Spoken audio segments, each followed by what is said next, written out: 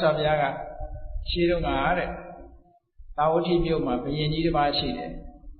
အဲ့ဒီဘုရင်ကြီးကသူကတခါတရံအပြင်းဖြေတဲ့အနေနဲ့မလုပ်လဲဆိုသူ့လူတွေကိုအမိန့်ထုတ်တယ်သာဝတိမြို့ထဲမှာရှိတဲ့လူတွေမျက်မမြင်နေအကုန်လုံးစုပေါ့နိုင်ရင်မြင်အကုန်စုခိုင်းလိုက်အဲ့ဒီလူတွေကအကုန်လုံးမျက်မမြင်ဒုက္ခိတတွေအကုန်လိုက်ခေါ်ပြီးတော့နိုင်ရင်မြင်မှာစုထားအဲ့ဒီလူတွေအကုန်လုံးမျက်မမြင်နေစုပြီးသွားပြီလို့သတင်းပို့တဲ့အခါဘုရင်ကြီးကမလုပ်ခိုင်းတော့ဆိုကဲအဲ့ဒီမျက်မမြင်တွေကို9စုလောက်ခွဲလိုက်အစု9စုခွဲလိုက်ခွဲပြီးတဲ့အခါကျတော့ဆင်ကိုပြလိုက်ကြသူတို့ဆင်ဆိုတာဒါပဲတယောက်နဲ့တယောက်မတူစေနဲ့ဆင်ကိုပြခိုင်းမျက်မြင်နေဆင်ပြတယ်ဆိုတော့မျက်စိကမှမြင်မှမမြင်တာပြတယ်ဆိုပါလဲဆိုလက်နဲ့ဆန်းခိုင်းရမှာပေါ့အဲ့တော့နိုင်အမြင်ထဲမှာဆင်ကြီးတစ်ကောင်ဆွဲလာပြီးတော့အုပ်စုလိုက်ခွဲပြီးတော့ group တစ်ခုကိုတော့2ရက်ပြဆင်ဆိုတာဒါပဲဟဲ့စမ်းကြည့်ဆင်ဆိုတာဒါပဲနောက်တစ်အုပ်စုကျတော့အစွဲကိုပြတယ်ဆင်ဆိုတာဒါပဲအစွဲဒီပြင်နေရာမထိတရားနောက်တစ်အုပ်စုကျတော့နှာမောင်းကိုပြတယ်ဟေးဆင်ဆိုတာလာကြည့်ကြဆင်ဆိုတာဒါနောက်တစ်အုပ်စုကျတော့ဆင်ရဲ့ခြေထောက်ကိုပြတယ်ဆင်ဆိုတာဟောတာပဲတိုင်လုံးကြီးလိုပဲနောက်တစ်အုပ်စုကျတော့ကိုယ်ရည်ကြီးကိုပြတယ်နောက်တစ်အုပ်စုကျတော့မြီးရိုးကိုပြတယ်နောက်တစ်အုပ်စုကျတော့မြီးဆံကိုပြတယ်တခုတစ်ခုနဲ့တစ်ခုမတူအောင်ဆင်ကြီးကိုပြပြီးတော့အုပ်စုလိုက်ထိုင်ခိုင်းတာဘုရင်ကြီးကထွက်လာပြပြီးပြီဆိုတော့ထွက်လာပြီးတော့ကဲမောင်ကန်းတို့မင်းတို့ဆင်မြင်ကြမလားလို့ဆိုမြင်ပါပြီတဲ့ဆင်ဆိုတာကျတော့သိပါဒါဖြင့်နံပါတ်1အုပ်စုကပြောတာဆင်ဆိုတာဘာတော့ဆိုနံပါတ်1အုပ်စုက2ရွက်ကြည့်တာဆင်ဆိုတာသကောလိုဟာကြီးပါပြောတော့ဂျန်တဲ့ကောင်တွေကမကျင်တတ်တော့ဟာတို့တွေ့တဲ့ဆင်ကသကောမဟုတ်ပါဘူးရုပ်ချောင်းကြီးလိုပါကျော့လည်းတိုင်လုံးကြီးလိုပါနိုင်ရန်ကြီးလိုပါတန်ချောင်းကြီးလိုပါပဲတပြက်စီးကြီးလိုပါပဲနဲ့ဆိုတယောက်နဲ့တယောက်မကြည်မနှက်တွေဖြစ်ကြတယ်ဟိုလူကလည်းသူလုံးဝမလျှော့ဘူးဆင်ဆိုတာသကောနဲ့တူတယ်ဟိုတယောက်ကလည်းတပြက်စီးနဲ့တူတယ်တန်ချောင်းနဲ့တူတယ်နဲ့သူပြထားတဲ့ပုံစံအတိုင်းသူတို့ကိုသူတို့ဒါအမှန်လို့သူတို့ယူဆလိုက်ကြတယ်ကို့ဖြူကိုမှန်ထားကြတယ်ဘာလို့ကြတော့ဆိုရင်ရင်ကြီးကမေးတာကိုဖြေတဲ့အခါကျသကောကြီးနဲ့တူတယ်ဆိုကျန်တဲ့ကောင်တွေကဟေ့မဖြစ်နိုင်ဘူးကွာသကောငါတို့တွေ့တာဆင်ကတိုင်ကြီးနဲ့တူတယ်ဟိုကောင်တွေကလည်းဟာတိုင်ကြီးလည်းမဟုတ်ဘူးကွာငါတို့တွေ့တာတန်ချောင်းကြီးဟေ့တန်ချောင်းကြီးလည်းမဟုတ်ဘူးကွာငါတို့တွေ့တာမင်းတို့ဟိုနန်ရန်ကြီးနဲ့တူတယ်ဟိုကောင်တွေကလည်းငါတို့တွေ့တာအဲ့ဒါမျိုးမဟုတ်ဘူးတပြက်စီးကြီးနဲ့တူတယ်နဲ့ဆိုအငင်းပွားကြတာရှော့ကိုမပေးဘူး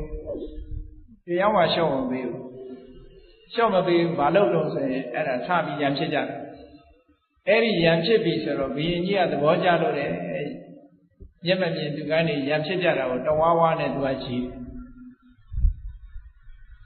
အဲ့ဒီဇတ်လမ်းမှာမြတ်စွာဘုရားဗာဟောထားတော့တယ်လူတွေဟာတဲ့ကိုမြင်တာလေးကိုပေါ်မှာညင်းနေကြတာတတိထားเสียအလုံးကောင်းတယ်နော်ကိုမြင်တာဟိုမှာဆင်းတစ်ကောင်လုံးမမြင်ဘူးနဲ့ရွက်တင်မြင်တဲ့ကောင်လည်းဒါဆင်းဆိုပြီးညင်းနေတယ်အကုန်လုံးပေါင်းလိုက်မှဆင်းဖြစ်တယ်လေအဲ့ဒါလိုပဲ view သမားတွေကအကုန်လုံးဒီအမြင်ကိုရှေ့တန်းတင်တဲ့ပုဂ္ဂိုလ်တွေကကိုမြင်တာဟိုသာအမှန်လုပ်ပြီးကျန်တဲ့ဟာတွေကိုလက်မခံနိုင်ကြတာ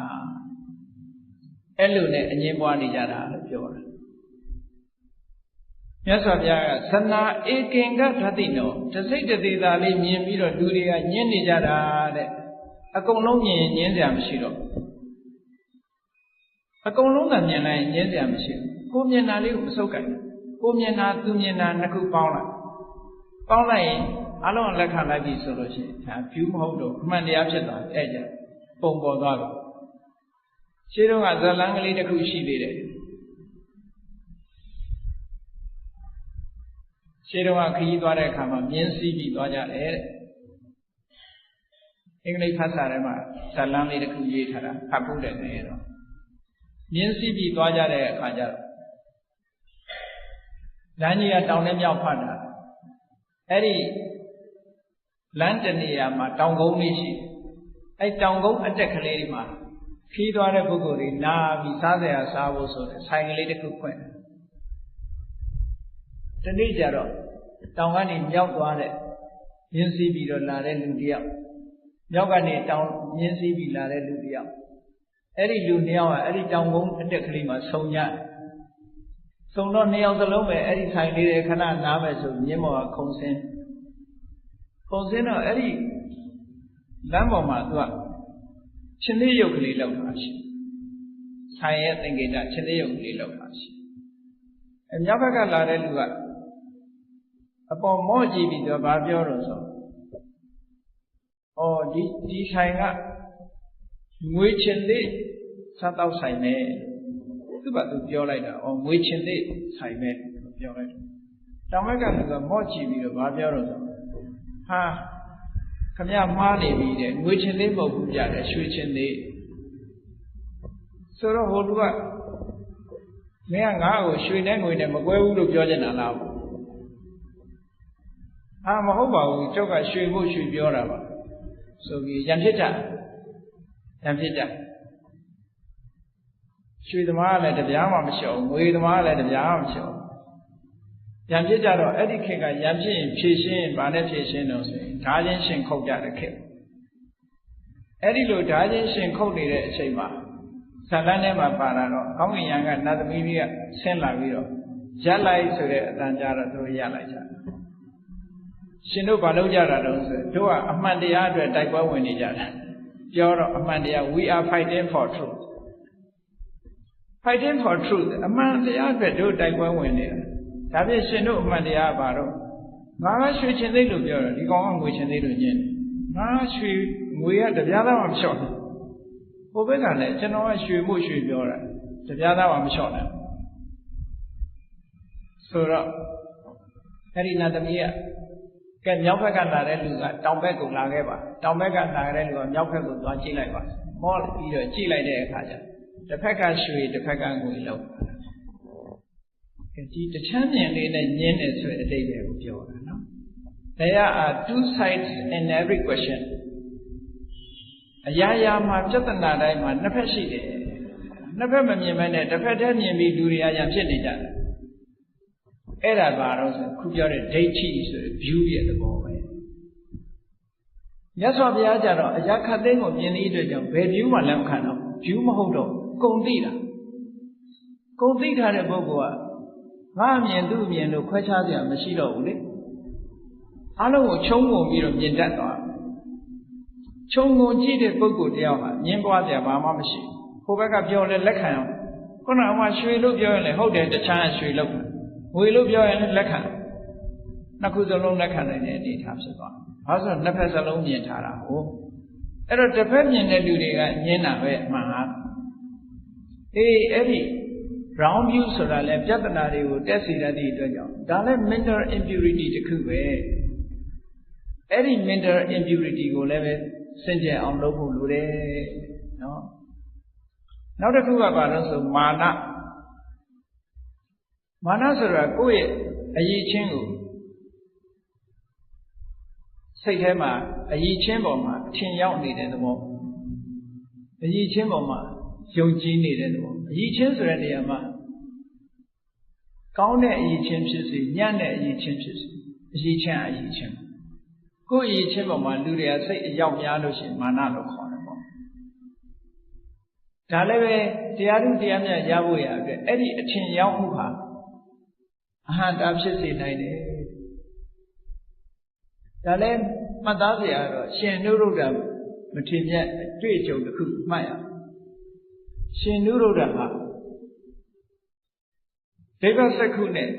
စัจ java လာ1000ကိုတထိုင်နဲ့ကြည့်လို့ရတယ်အဲ့ဒါသူ့အရေးချင်းပဲသို့တော့သူအဲ့ဒီအရေးချင်းပေါ်မှာအထင်ရောက်နေပြီကိုဒီအထင်အမြင်နဲ့တရားထုတရားမြတ်ရဖို့ငါမှဘာမှမခက်ဘူးဆိုတဲ့အတွေးဝင်အဲ့ဒီအတွေးဝင်ပြီးတရားထုတ်တာလုံးဝမရတော့ရှင်သာရိပုတ္တရာကိုသွားလျှောက်တော့ရှင်သာရိပုတ္တရာကထောက်ပြတယ်ငါရှင်တဲ့စัจ java လာ1000ကိုစัจ java လာ1000ကိုဒိဗ္ဗစက္ခုနဲ့ငါမြင်နိုင်တယ်လို့ငါရှင်တွေးနေတဲ့အတွေးဟာမာနဖြစ်နေတယ် အဲ့ဒါကိုမတွေးပါနဲ့ပေါ့ဆက်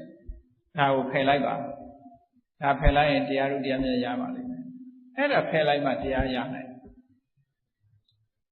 ဒါမဟုတ်ဘူးလားဆိုဟုတ်တယ်ဒါကမှန်ကန်တဲ့မာနလို့ခေါ်တယ်တကယ်ရှိတာကိုရှိတဲ့အတိုင်းယူဆတာတောင်မှအန္တရာယ်ဖြစ်သေးတယ်ဆိုတော့မရှိတာကိုအရှိထင်ပြီးတော့လုပ်နေတဲ့မာနဆိုပိုးဆိုးတယ်အဲ့ဒါကြတော့အုံနမလို့ခေါ်တယ်ကျူပင်လေးတွေတွေ့ဘူးကြလိုက်ကျူပင်လေးတွေကလောလောလောလောနဲ့အပေါ်တက်တယ်အထဲကအခေါင်းကြီးကခိုင်မာတာမရှိဘူးနော်အုံနလလို့စာပေမှာသုံးတယ်အချင်းကြီးတက်နေတယ်မာမနာဘာမှအရေးချင်းမရှိဘဲနဲ့သူကလည်းထောင်းထောင်းဖြစ်တတ်တယ်အဲ့ဒီမာမနာကပိုဆိုးတယ်အဲ့ဒီမာနဟာလည်း mental impurity တစ်ခုပဲစိတ်ရဲ့အညစ်အကြေးတစ်ခုဒါလည်းဖယ်ရှားရမယ်မဖယ်ရှားနိုင်ရင်တရားလူတရားမြတ်ရဖို့ဖြစ်နိုင်ဘူး stress တွေမလျှော့ချနိုင်ဘူးတဲ့နောက်တစ်ခုကဘာတော့ဆိုရင်ဒေါသဆိုတာတော့အလုံးသိကြတဲ့အတိုင်းပဲ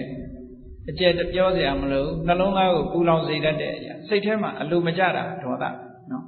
အလိုမကျတာကနေတဖြည်းဖြည်းပေါက်ကွဲလာလို့ရှိရင်ပို့ပြီးတော့စိတ်နှလုံးကိုပူလောင်စေတတ်တဲ့အရာတစ်ခုပဲကြောက်တာလဲဒေါသပဲဒါကို hatred in fear ဒေါသကိုဘာသာပြန် hatred in မဟုတ်ဘူးကြောက်တယ်မုန်းတယ်အလိုမကျဖြစ်တယ်ဒါတွေဟာအလုံးဒေါသပဲအဲ့ဒီဒေါသဆိုတာနှောမုန်းနေလို့ရှိရင်လေအမြင်မှန်ကိုရဖို့ဆိုတာခဲရင်တယ်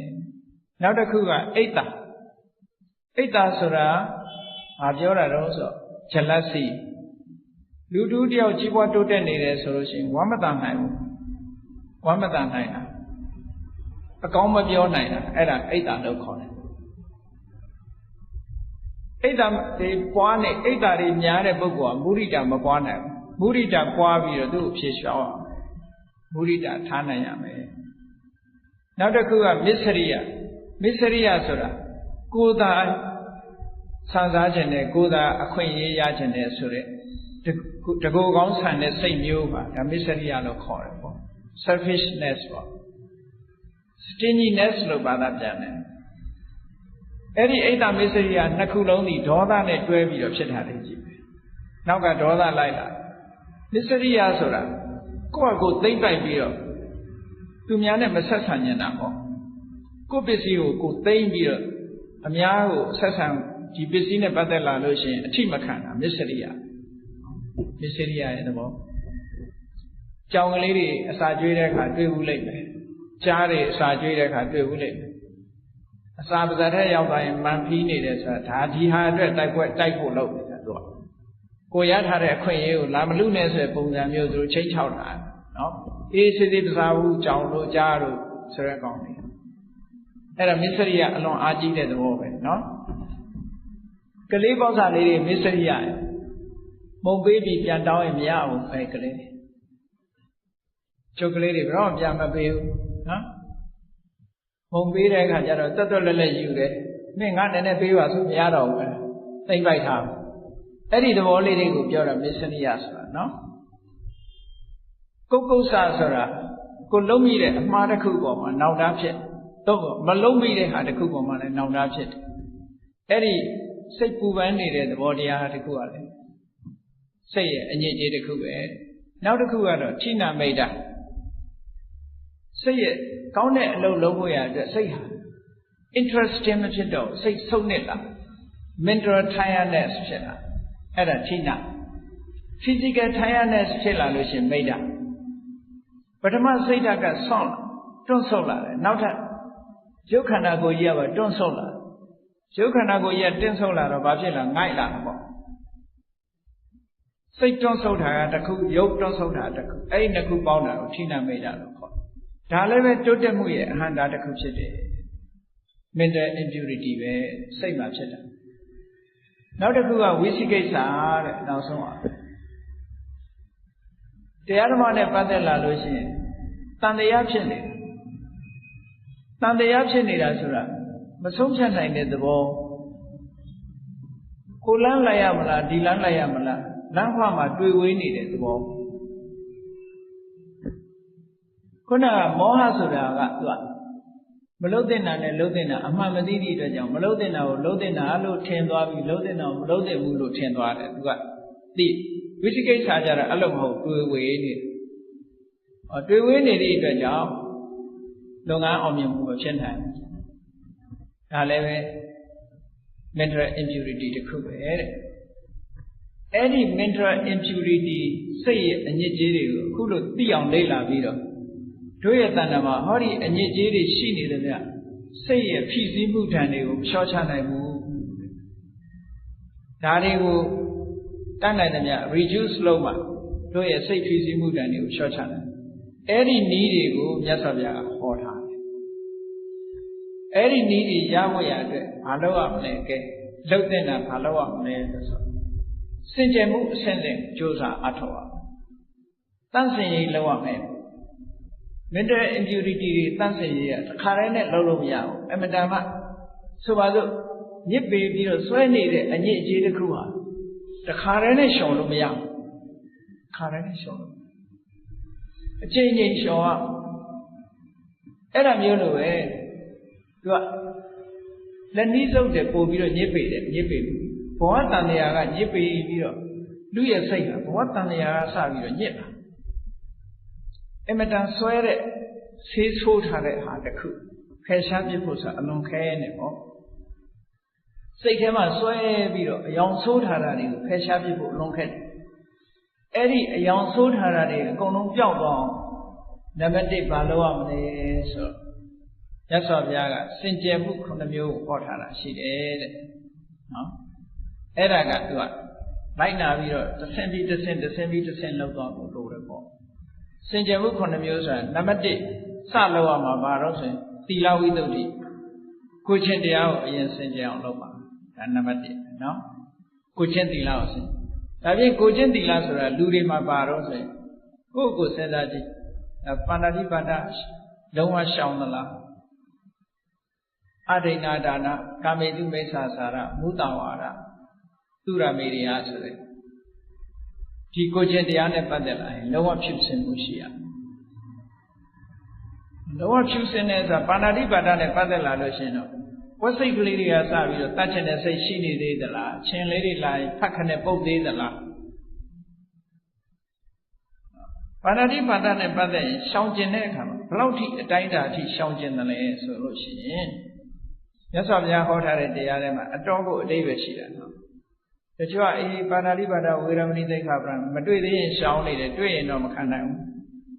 နော်ချင်းမကြိုက်သေးရင်ချင်းမတတ်သေးဘူးတွေ့ရင်တော့အဲ့ဒါပတ်ခနဲ့ပုတ်မိလိုက်တယ်ပေါ့ဆိုတော့အဲ့ဒါရှောင်နေမခေါ်သေးဘူးတော့ပါဏာတိပါဒကရှောင်ပြီလို့ဆိုတဲ့အချိန်မှာဘယ်လောက်ထိရှောင်တယ်လဲလို့ဆိုရင်သူများအသက်ဆိုရင်ကောင်းသေးသေးလေးကစပြီးမတတ်ဘူးရှောင်တယ်ရှောင်တဲ့နောက်မှာဘာလို့လို့ဆိုရင်ဒီကောင်လေးတွေကိုသေစေနိုင်တဲ့လက်နဲ့တို့ဘာတို့ကစပြီးတော့မထားဘူးကိုအဲ့ဒါတွေကစပြီးမထားဘူးမထားယုံနေမဟုတ်ဘူးဒီအလုပ်လုပ်ရမှရှက်တယ်ယွံမုန်းတယ်အားလုံးတ attva တွေပေါ်မှာမေတ္တာထားတယ်တနာကျင်နာမှုတွေမွေးတယ်အဲ့ဒီကြမှာပြည့်စုံအဲ့ကြမှာပြည့်စုံအဲ့ဒါလို့မဟုတ်သေးပဲနဲ့ကိုကိုကာကွယ်ဖို့ဆိုတာရည်ရွယ်ချက်ကလေးနဲ့ထားနေတယ်ပါဏာတိပါဒမလုံသေးဘူးလို့ပြောနော်တချို့လူတွေကသူများတော့မတတ်ဘူးဒါပေမဲ့ကိုလာလို့ရင်တော့ကာကွယ်ရမယ်ဆိုပြီးတော့လက်နဲ့တို့ဘာလို့လိုင်းစင်နဲ့ကိုင်းတာရှိသေးတယ်လေအဲ့ဒီအတွေးကိုမရှိတော့ဘူးကွာအဲ့ဒီအတွေးကိုမရှိသူများတက်တတ်ဖို့ဆိုတာလုံးဝမရှိတော့နောက်ဆုံးမှာကိုယ်တက်ပဲအသိခံခြင်းခံမယ်သူများတက်မတတ်ဘူးဆိုတာသောတာပန်ရဲ့အတွေ့အဲ့ဒါသောတာပန်ဖြစ်သွားပြီဆိုလို့ရှိရင်သူများတက်တတ်ခိုင်းလည်းမတတ်ဘူးသူကအတွေ့ရမတူတော့ဘူးပြောင်းသွားတယ်တချို့လူတွေကတော့ကိုယ့်ကိုယ်ကာကွယ်မဲ့ဆွဲပုံစံရှိတယ်သောတာပန်မှာတော့အဲ့ဒီဟာမကာကွယ်တော့အသက်ကိုမကာကွယ်ဘူးသီလကိုကာကွယ်တယ်သောတာပန်တာမန်ပုဂ္ဂိုလ်ကျတော့သီလကိုလဲကျစ်လိုက်တယ်နောင်မနောင်စေးပဲနော်ကုပုဆောင်ရင်ကနေဓမ္မစာရင်ဘိုင်းနာလို့အစာရင်ယောဂဖြစ်မှကြောက်လို့ဆိုတခုစားလိုက်တာသီလနဲ့အမုန်းနဲ့လဲလိုက်တာပဲအဲ့ဒါသီလကိုဥစ္စာမပေးဘူးခန္ဓာကိုယ်ကြီးကိုဥစ္စာပေးတယ်ပေါ့ဟုတ်တယ်မလားသ သီလကိုဥစားပေးရမယ့်အစာခန္ဓာကိုယ်ဥစားပေးလိုက်တယ်ပေါ့ဒါဥစားပေးတာချင်းမတူဘူးဖြစ်အဲ့ဒါလိုပဲကိုယ့်အသက်နဲ့သီလဘယ်သူဥစားပေးမလို့ဆိုရင်အသက်ကိုဥစားပေးလိုက်တယ်သီလကိုဥစားမပေးဘူး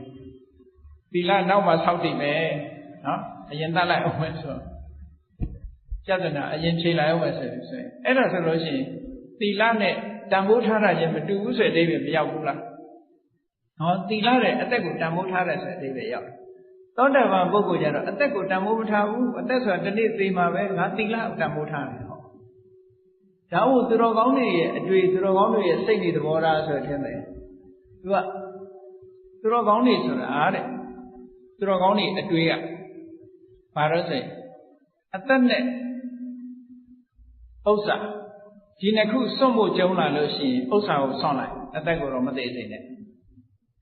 တခါအသက်နဲ့လူရဲ့ခန္ဓာကိုယ်အစိတ်ပိုင်းစွန့်ဖို့ကြုံလာလို့ရှိရင်အသက်ကိုမသေးစေနဲ့လူရဲ့ခန္ဓာကိုယ်ဥမာခြေလက်ပြတ်ခြင်းပြတ်ပါစေအသက်မသေးစေဟောဒါဆွန့်နောက်တစ်ခုကအသက်နဲ့တရားနှစ်ခုရှင်းလာပြီဆိုရင်အသက်သေးပါစေတရားကိုမဆွန့်ဘူးတဲ့ဒါသူတော်ကောင်းနေတယ်အတွေ့တာမန်ပုဂ္ဂိုလ်တွေကတော့အဲ့လိုမဟုတ်ဘူးအသက်ပဲတန်ဖိုးထားမယ်ကျန်တာတွေတခုမှတန်ဖိုးထားနိုင်တန်ဖိုးထားတာချင်းမတူဘူးဆိုတဲ့အဓိပ္ပာယ်ကိုပြောပြနော်သီလဝိတ္တုဆိုတဲ့နေရာမှာသီလကိုတန်ဖိုးထားတတ်လာပြီအသက်တည်းများချစ်ခင်တတ်လာပြီလောကမှာရှိတဲ့တန်ဖိုးတွေအလုံးမှာသီလကိုထိတ်တန်းထားပြီဆိုရင်ဒါသောတာပန်ရဲ့အတွေးဖြစ်လာအဲ့ဒီအဆင့်မျိုးထိရောက်လာပြီဆိုရင်ဒါသီလဝိတ္တုမှာအထွတ်ထိပ်ရောက်လာပြီပေါ့ဒီစင်ကြယ်မှုကြောင့်အကုသိုလ်မဖြစ်တော့ဘူးဒါဖြင့်သီလဝိတ္တုဆိုတာဘာအတွက်တုံးလို့မေးလို့ရှိရင်သီလစင်ကြယ်သည့်အတွက်ကြောင့်သမာဓိရဖို့မခက်တော့ဘူးအဲ့ပေါ့ဘာဖြစ်လို့သမာဓိရဖို့မခက်တယ်လဲလို့ဆိုလို့ရှိရင်ကိုချင်းတရားကောင်းနေတဲ့ပုဂ္ဂိုလ်တယောက်ရဲ့စိတ်နှလုံးဟာအမြဲတမ်းအေးချမ်းပူပန်စရာသူ့လက်ကြည့်ဘယ်တော့မှမရှိကိုချင်းတရားမကောင်းဘူးစိတ်တစိတ်မဟုတ်တာလုပ်တယ်တို့ဘာလို့ရှိနေလို့ရှိရင်သူများမသိရင်လည်းကိုယ့်ကိုယ်သိတယ်လောကလူတွေကသူများမသိအောင်ဖုံးကွယ်လို့ရတယ်ကိုယ်မသိအောင်ဖုံးကွယ်လို့မရဘူးနော်ကိုယ်မသိအောင်ဖုံးကွယ်လို့မရသူများတော့မသိအောင်လုပ်လို့ရတာပဲကိုယ်မသိအောင်လုပ်လို့မရတဲ့အတွက်ကြောင့်ကိုယ်သိနေသည့်အတွက်ကြောင့်တရားဓမ္မကျင့်ပြီဆိုတဲ့အခါကိုယ်မကောင်းတာကိုယ်သိသည့်အတွက်ကြောင့်စိတ်ရဲ့ပူဆာမှုတွေကအဲ့ချိန်မှာပေါ်လာဘာနဲ့တူလို့ဆိုရင်အရိပ်ကြီးတွေထိုးလာတယ်လို့ပဲနော်အရိပ်မဲကြီးတွေအတိတ်ကမဟုတ်တဲ့ပုံရိပ်တွေကိုစိတ်ထဲနှလုံးထဲမှာဝင်ရောက်ပြီးတော့နှောက်ယှက်တယ်တရားထုတ်ပြီဆိုရင်အဲ့ဒါတွေကဝင်ထိုးလာသီလစင်ကြယ်ပြီဆိုရင်အဲ့ဒါမျိုးတွေမလာတော့ဒါကြောင့်မို့လို့သီလံအဝိပတိတာရယကိုချင်းတရားသည်စိတ်နှလုံးကြည်သာဖို့အတွက်ဖြစ်တယ်စိတ်နှလုံးကြည်နူးနေလို့ရှိရင်ဘာဖြစ်လဲပါမောဇဝမ်းမြောက်မှုဖြစ်တယ်ဝမ်းမြောက်မှုဖြစ်ရင်ဘာဖြစ်လဲပီတိနှစ်သိမ့်မှုဖြစ်တယ်ပီတိဖြစ်ရင်ဘာဖြစ်လဲပတ္တတိကိုယ်ရောစိတ်ပါငြိမ်းချမ်းတယ်ငြိမ်းချမ်းရင်ဘာဖြစ်လဲဒုက္ခ comfortable ဖြစ်တယ်ချမ်းသာတယ်ချမ်းသာရင်ဘာဖြစ်လဲသမာဓိစိတ်တည်ငြိမ်တယ်စိတ်တည်ငြိမ်ရင်ဘာရတော့ယထာဘူတဉာဏတဒနာစိတ်ငြိမ်သည့်အတွက်ကြောင့်ဘယ်အာယုပဲဥလဲလိုက်အမှန်ကိုသိသွားတယ်ဒါကရှောင်လွဲလို့မရတဲ့ဖြစ်စဉ်ကြီးတစ်ခုပဲအဲ့တော့သီလမပြည့်စုံဘူးဆိုရင်ခုနကစိတ်မငြိမ်ဘူးစိတ်မငြိမ်သည့်အတွက်ကြောင့်ဝမ်းသာတာမဖြစ်ဘူးဝမ်းသာတာမဖြစ်ရင်ပီတိမဖြစ်ဘူးပီတိမဖြစ်ရင်ပတ္တတိဆိုတဲ့ငြိမ်းချမ်းမှုမဖြစ်ဘူးငြိမ်းချမ်းမှုမဖြစ်ရင်ဒုက္ခဆိုတာမလာဘူးဒုက္ခမလာရင်တမာတိမလာဘူးမလာရင်ယထာဘူတဉာဏတဒနာမလာဘူးတစ်ခုလာမှတစ်ခုလာပေါ့ဒါကြောင့်မို့လို့နံပါတ်1စင်ကြယ်ရမှာကိုချင်းတရားသီလဝိတ္တုသီလစင်ကြယ်ပြီးရင်စိတ်တဝိတ္တုစိတ်စင်ကြယ်တယ်ဆိုတာတမာတိတွေရတာကိုပြောတယ်တမာတိတရားကိုပြောတယ်အဲ့ဒီနှစ်ခုရလာပြီဆိုတဲ့အချိန်မှာဘာစင်ကြယ်ဖို့လိုတော့ဆိုဒိဋ္ဌိဝိတ္တု view တွေစင်ကြယ်ဖို့လိုတယ်အတွင်းမြင်တွေမှားနေရင်အဟံသားကြီးဖြစ်နေတယ်ဒါမို့အတွေးမြင်မှန်ရမယ်ဝိပဿနာကျင့်စဉ်ကိုကျင့်တော့မယ်ဆိုလို့ရှိရင်ဒိဋ္ဌိဝိတ္တုဟာအမှန်တမ်းအရေးကြီးတယ်ဒိဋ္ဌိဝိတ္တုဆိုတာဘာလို့ဆိုယောက်ျားမိန်းမသူငါဆိုတဲ့ဟာတွေမရှိဘူးယုံနဲ့နာနှစ်မျိုးတည်းပဲရှိတယ် Tattva lo khosaya sura mashivu, tattva sura dago swabyubi khora, tege sijilai tattva sura mashivu, yonena namyo vashirata, di amyamyori myela, lijimbeya. Tattva tenya lo khore, tattva sura attenmye ayusa yidiku pyaudo ang loa me. Eri pyaudo yin dehi vidodi phitten pyo, no? Dehi vidodi phitla. Dehi vidodi phitpho ga ba do so, analytical knowledge of mind and matter. ရုပ်နဲ့နာနဲ့သဘာဝတရားတွေကိုသိရဒါလွဲလို့ဘာမှမရှိဘူးဒီနှစ်ခုပေါင်းစပ်ထားတဲ့အတွက်ကြောင့်လူရဲ့နတ်ရဲ့ယောက်ျားရဲ့မိန်းမရဲ့ဒီလိုခေါ်နေတာဒီတရံကြီးတစ်ခုလုံးပျောက်သွားအောင်ဆင်ញင်နိုင်ဖို့အသိဉာဏ်ရအောင်လေ့ကျင့်ရမယ်တဲ့ဒါကနာမရူပပြိစ္ဆေကဉာဏ်နာမရူပပြိစ္ဆေကဉာဏ်ရရင်ဒိဋ္ဌိဝိတ္တုစင်ကြယ်သွားပြီအဲ့ဒီစင်ကြယ်မှုပြီးတဲ့အခါမလုပ်ရမလို့ကင်္ခာဝိတရဏဝိတ္တုကင်္ခာဆိုတာယုံမှမှုဝိတရဏကြော်လွှား overcoming doubt တန်တရားဆိုတာအဟံတာကြီးတစ်ခုဖြစ်တယ်အကြောင်းတရားအမှန်ကိုမသိရင်တန်တရားရှိနေဦးမှာပဲအဲ့ဒီတန်တရားဆိုတဲ့ဒီယုံမှတွေးတောနေတဲ့အရာတစ်ခုကကိုယ်တိုင်မြင်ရလို့ရှိရင်ကြောက်သွားဥပမာဆိုတော့ညအခါမှာကြောက်တတ်တဲ့လူတယောက်ဟာ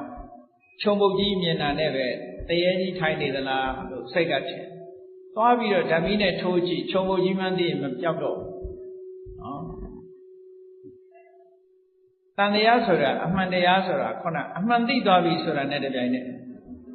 တန်တရားမရှိသည့်အတွက်ကြောင့်ရှင်းသွားတယ်အဲ့ဒီသဘောမျိုးပဲယုံ nant သဘာဝတရားတွေကဘာကြောင့်ဖြစ်နေတယ်ဆိုတဲ့အကြောင်းတွေအကျိုးတွေအကြောင်းတရားတွေကိုမှန်မှန်မြင်လိုက်ပြီဆိုလို့ရှိရင်တန်တရားဆိုတာမရှိတော့အဲ့ဒီတန်တရားကင်းစင်သွားတယ်ဒါလည်းပဲအဆင့်ဆင့်သောတာပန်အဆင့်ကင်းစင်တာနဲ့အခုတရားထုတ်မဲ့ယောဂီပုဂ္ဂိုလ်တဏ္ဍာမှာကင်းစင်တာနဲ့မတူသေးဘူးဒီဂရီ level ကွာသေးတယ်ပေါ့အခြေခံအပြင်ကင်းစင်အောင်ကြိုးစားရမယ်ဒီယုတ်တိနံတွေဟာဘာကြောင့်ဖြစ်နေသလဲဆိုတာအခုလက်တွေ့အနေနဲ့ဥပမာပဲမျက်စိနဲ့အခုအကြမ်းမြင်လေးစဉ်းစားကြည့်ဖို့ပြောရမယ်ဆိုရင်မျက်စိရှိတယ်မြင်စရာအာယုံရှိတယ်မျက်စိနဲ့မြင်စရာအာယုံဆုံလိုက်တဲ့အခါမှာမြင်သိတယ်ဆိုတဲ့စိတ်ကလေးပေါ်လာဒါပေမဲ့မြင်သိတယ်ဆိုတဲ့စိတ်ကလေးရဲ့အကြောင်းတရားကဘာလို့ဆိုမျက်စိနဲ့အာယုံဆုံစည်းမှုပါဒါအကြောင်းတရားပဲအဲ့ဒါဒီတရားအကြောင်းတရားရဲ့နောက်ွယ်ဘယ်သူရှိသေးတယ်ဘယ်သူမှမရှိဒါအကြောင်းပဲဆိုတော့ဘောပေါက်သွားအဲ့တော့သာဝရဘုရားကဖန်ဆင်းလို့ဖြစ်တာတို့အကြောင်းပဲဖြစ်တာဆိုတာတွေလက်မခံတော့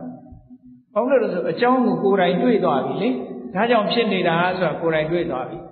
ကိုယ်တိုင်တွေ့သွားသည့်အတွက်ကြောင့်သူကပစ္စယပရိက္ခဉာဏ်အကြောင်းကိုသိတဲ့ဉာဏ်ရသွားပြီအကြောင်းကိုသိတဲ့ဉာဏ်ရသွားသည့်အတွက်ကြောင့်ကင်္ခာဝိတရဏဝိတ္တုတဲ့တန်တရားကင်းစင်သွားတဲ့အမြင်တစ်ခုရသွားပြီဒါကဝိပဿနာလုပ်ငန်းလုပ်တော့မယ်ဆိုလို့ရှိရင်အခြေခံအနေနဲ့ဒါရှိရမယ်ရှိပြီဆိုရင်ဆက်ပြီးတော့ဝိပဿနာကျင့်စဉ်ကျင့်လိုက်တဲ့အခါကျတော့ဘာတွေ့တတ်တော့ဆိုပါစို့အာနာပါနကျင့်တယ်ဆိုတော့ထွက်လေဝင်လေလေးကိုဝိပဿနာကျင့်စဉ်ကျင့်တော့မယ်ဆိုလို့ရှိရင်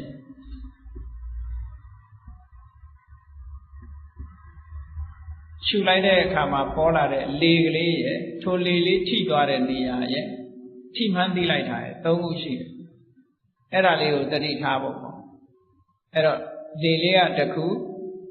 ထိတဲ့နေရာလေးကတစ်ခုထိမှန်းသိလိုက်တာလေးကတစ်ခုလေလေးကအာယုံနဲ့တူတယ်ဥပမာပဲစီတီးလိုက်တဲ့အခါစီကိုဒုံးနဲ့တီးတယ်ဆိုရင်လေလေးကဒုံးနဲ့တူတယ်ပေါ့ထိတဲ့နေရာလေးကစီမျက်နှာမြင်နဲ့တူတယ်အတန်ပေါ်လာတာနဲ့ထိတိစိတ်လေးနဲ့တူတယ်ပေါ့ဆိုလိုတာကအဲ့ဒီနှစ်ခုပေါင်းစပ်လိုက်လို့ဒီထိတိစိတ်လေးပေါ်လာတာမထိခင်ကသိတဲ့စိတ်မပေါ်ဘူးလေရှူလိုက်တဲ့အခါရှူသွင်းလိုက်တဲ့အခါ